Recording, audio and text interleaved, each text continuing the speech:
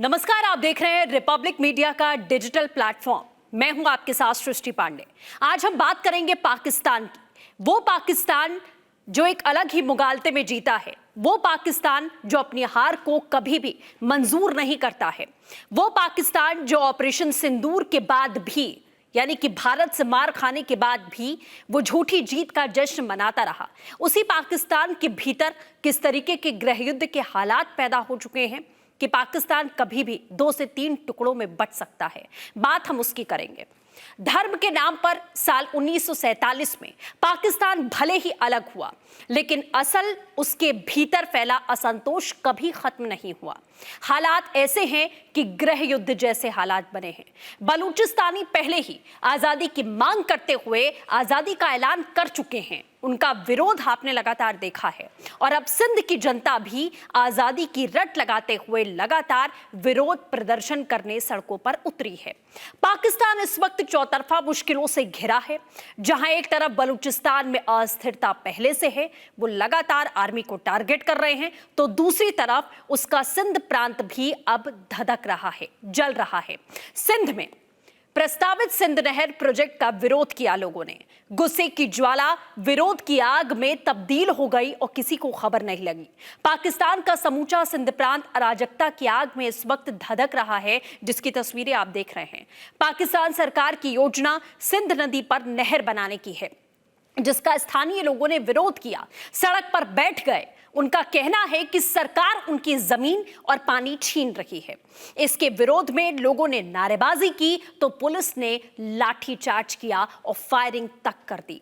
सिंध के नौशहरों फिरोज जिले में इस फायरिंग में 2 लोगों की जान चली गई, जिसके बाद भीड़ और ज्यादा उग्र होती है और बलूचिस्तानियों की तरह सिंध पाकिस्तान से अलग देश बताकर नारा लगाया। नारा क्या था ये भी सुन लीजिए।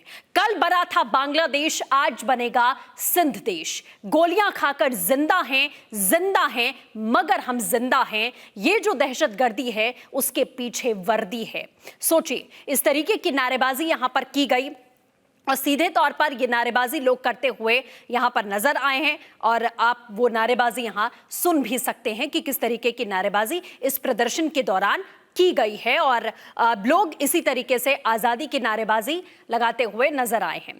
इसी प्रोजेक्ट के खिलाफ में प्रदर्शन कर रहे प्रदर्शनकारियों ने सिंध के गृह मंत्री जियाउल हसन लंजर के नौशहरों फिरोज में स्थित आवास पर धावा बोला। पहले जमकर तोड़फोड़ की गई, घर का सामान नेस्तनाबूद कर दिया गया और फिर घर को आग के हवाले कर दिया गया। सिर्फ इतना ही नहीं, आक्रोशित भीड़ ने गाड़ियों को निशाना बनाया, उसमें तोड़फोड़ के बाद में उसमें भी आग लगा दी। कंगालिस्तान में भूखे पेट कोई कितनी देर लड़ सकता है, ये इसकी बानगी आप देखिए।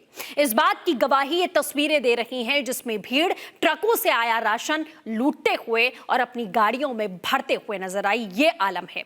जिस सिंध में अराजकता मची है, वहां बिलावल भुट्टो की पाकिस्तान पीपल्स पार्टी की सरकार है। ये वही बिलावल भुट्टो हैं जो सिंध जल संधि रद्द किए जाने पर हिंदुस्तान में खून की दरिया बहाने की धमकी दे रहे थे और ये बता रहे थे कि या तो सिंध में पानी बहेगा या फिर खून बहेगा।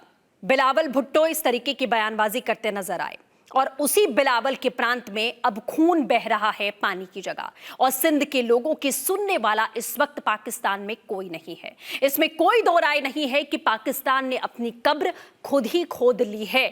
जिस तरीके से एक ओर वो आतंकवादियों को पालता है, पोसता है, उनकी ट्रेनिंग करता है, और दूसरी ओर बलूचिस्तान के बाद अब सिंध में भी लगातार पाकिस्तान के खिलाफ आक्रोश है, तो वो दिन दूर नहीं है जब पाकिस्तान 2 से 3 टुकड़ों में बंटने वाला है, जिस तरीके की तस्वीरें आ रही हैं। फिलहाल पाकिस्तान अपना रोना रोता रहेगा, लेकिन रिपब्लिक के डिजिटल प्लेटफॉर्म पर आप लगातार बने रहिए। ऐसी ही तमाम जानकारी हम आपसे साझा करते रहेंगे। नमस्कार।